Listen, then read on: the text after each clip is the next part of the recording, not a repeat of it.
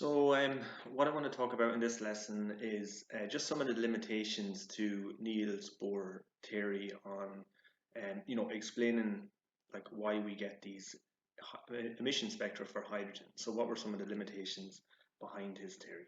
So, just very briefly, just to kind of go back over what his theory was about. So basically, the way he envisioned this was that you had your electrons and you had these energy levels that the electrons occupied.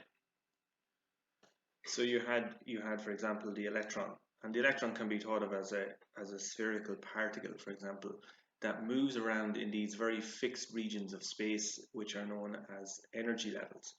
So you have these energy levels, or orbitals, as well as another way to think about it. So when the electron occupies, let's say, for example, the n is equal to 1 energy level, it has a specific energy that's associated with it. Now, what then happens is the electron gains some energy. So for example, white light can shine onto it, and what will happen is it'll absorb some of that light, and then it'll be promoted up to a higher energy level, so up into the n is equal to 2 energy level, for example. Now it'll only stay up there for a period of time because it'll become unstable, and then when it drops back down to a lower energy level, what it'll do is it'll emit light.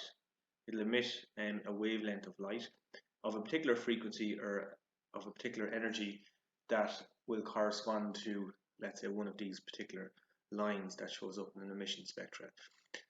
So we can see here in this here, we can see, if we just look at this, so what you can see here is that electrons they gain a specific amount of energy to move up into a higher energy level, and then as they pass back down to their original ground state, they emit light of a particular wavelength or frequency, and each wavelength or frequency of light corresponds to a particular band that shows up in this emission spectrum. So like what we can see here.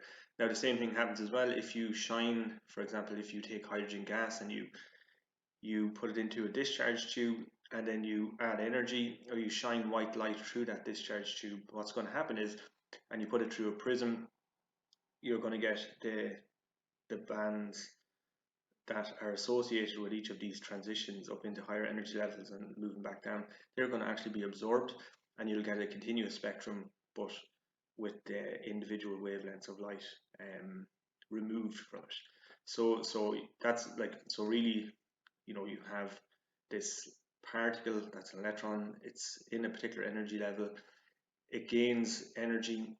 It moves up to a higher energy level, it moves back down, it emits light, and each of those wavelengths of light, depending on how far up the electron moves and how far it comes back down, they are associated with, let's say, one of these particular bands that's on the emission spectrum for hydrogen. So then what we want to think about then is what are some of the holes then, let's say, in Bohr's theory in relation to explaining the emission spectra for hydrogen.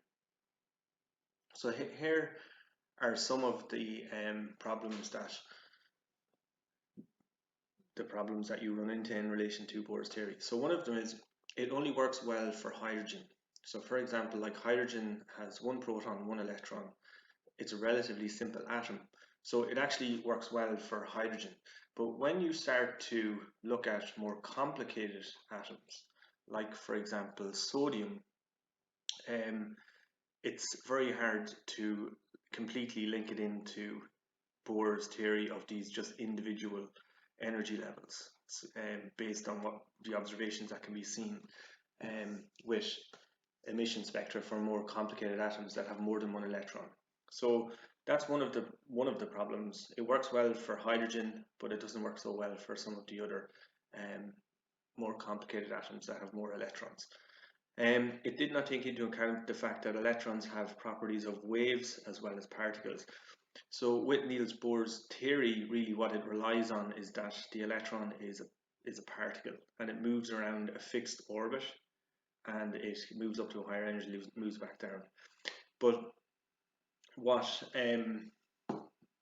certain experiments have shown is that electrons can, depending on if they're observed or not, they can actually behave like a wave, for example. So they have this particle and wave duality, which kind of goes against Niels Bohr's simple observation, like it treats the electron like it's a particle, and sometimes it does behave like a particle depending on how you run the experiment, but it also has the properties of a wave as well. So if it has the properties of a wave, it's hard to think about the electron just as a particle moving around in a fixed orbital, like, for example, planets moving around the sun, because it's not really like that. It has this, the electrons actually have wave properties. It did not allow for the Heisenberg uncertainty principle. So again, the Heisenberg uncertainty principle, when you have an electron, because it's so small, so you have an electron that's extremely small.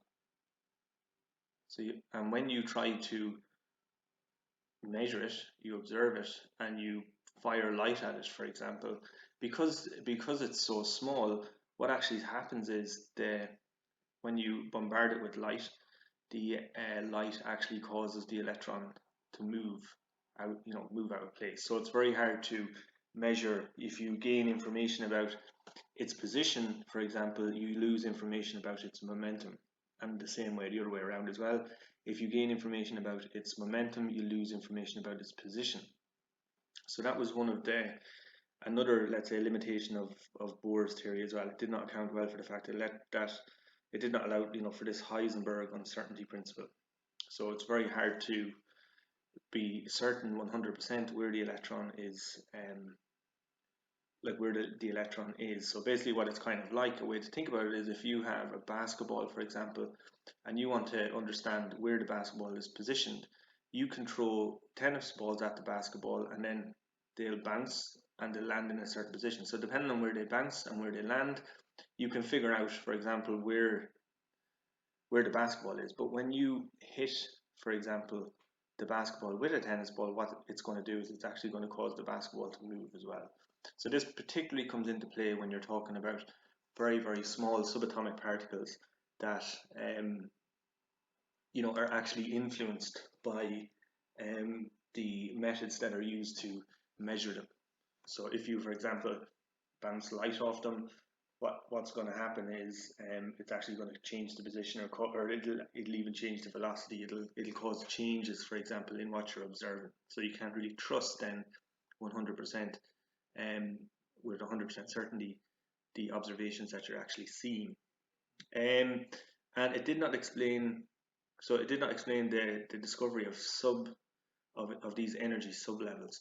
So what they found was, if you take sodium, for example, and you get an emission spectrum for sodium, when they started doing this, they were getting emission spectrums, and it looked like it just had one line like this. And that kind of matches up with Niels Bohr's theory. For example, the electron moves up into a higher energy level, it comes back down, and that's what accounts for this line. But what they found was that when they started to develop more sophisticated and better spectrophotometers that were more sensitive, what they actually found was that this single line was actually made up of two double lines. So you got something like this, for example, and then the same with the absorption spectrum as well. It's this double line. So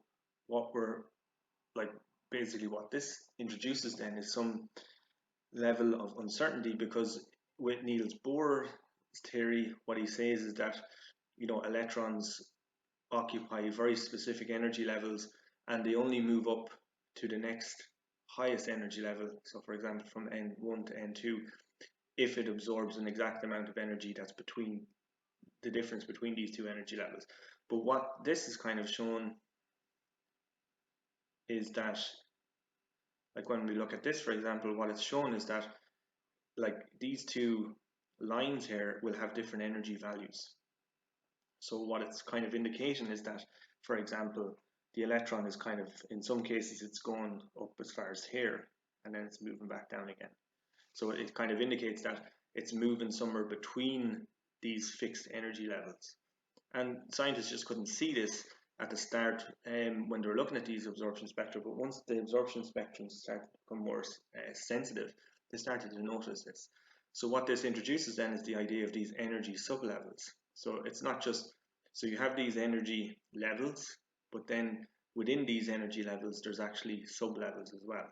So for example, the n is equal to 2 energy level, it isn't made up of just one specific amount of energy.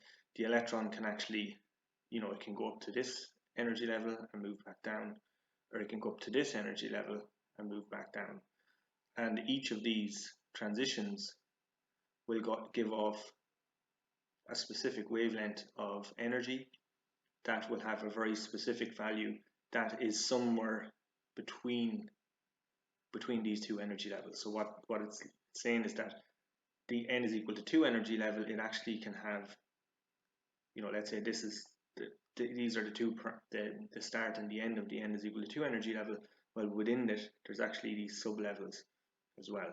So Niels Bohr's explanation of the electron, or the energy, his theory, let's say, on how emission spectrum of hydrogen is produced, it doesn't really account for or take into account the fact that there are these energy sublevels that electrons can actually transition up into and move back down into as well.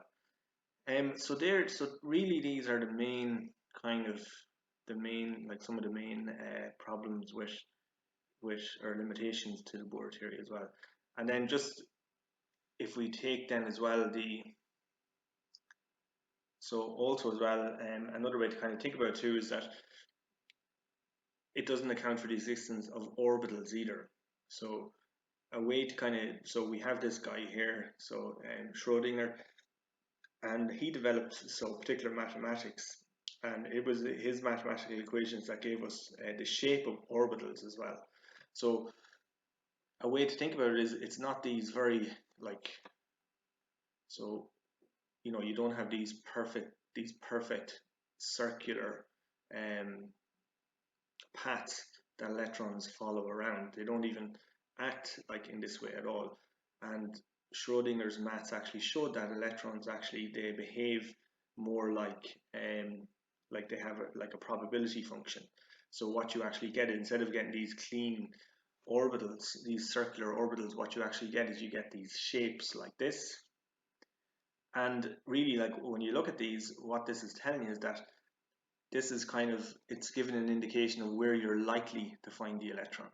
So it's almost like the electron becomes this probability function, and it spreads out in this kind of a shape here as well. And then when you measure it, it turns into a particular particle and it has a particular position, for example. But what can happen is when you carry out your measurements, sometimes it might be just here, sometimes it might be here, sometimes it could be here, sometimes it could be here, sometimes it could be here. So there's this uncertainty that's introduced as well. And this isn't explained, or this wasn't even taken into account by Bohr's model. Bohr's model is nice and clean, but electrons, what they've found with modern mathematics as well, that they don't really behave in that way. So, and Heisenberg's uncertainty principle then as well. So Schrodinger's maths show that you have these orbitals. So you have, for example, the s orbital. You have s orbitals, p orbitals, d orbitals, and f orbitals. And basically, what that shows is it kind of shows the shape of the space that electrons actually occupy. So again, Niels Bohr's theory didn't take this into account at all. And then we have the Heisenberg uncertainty principle as well. So it just states that it is impossible to measure at the same time both the velocity and the position of the electron as well. So for example, when we measure the electron, we actually interfere with it, and we change its velocity, and we actually change its position as well. So it's because they're so small, and they're very, very sensitive to being measured. So really what you need to know then is these particular limitations of the Bohr theory. So it only works well for simple elements like hydrogen. It does not take into account that electrons have the properties of waves as well as particles. So depending on the experiment that you carry out, electrons can actually behave like a wave or behave like a particle. It did not allow for this, the Heisenberg uncertainty principle, which is kind of this, the measurement. When you measure it, it changes the velocity or position. They did not explain the discovery of sublevels. So when you actually look at the emission spectrum for sodium in more detail, this single line, it actually, when you have more sensitive instruments, it's actually made up of two lines, which indicates that there's these sublevels, let's say, within the main energy levels. And it didn't account for the fact that electrons can behave like waves, and they can take up this kind of probability function that has this particular type of shape associated with it, and this indicates the location of electrons around the nucleus of particular atoms as well. So those really are just some of the limitations of Bohr's theory when it comes to the positions of electrons and explaining these emission spectra that you see. Okay, so hopefully that makes sense, and thank you for listening.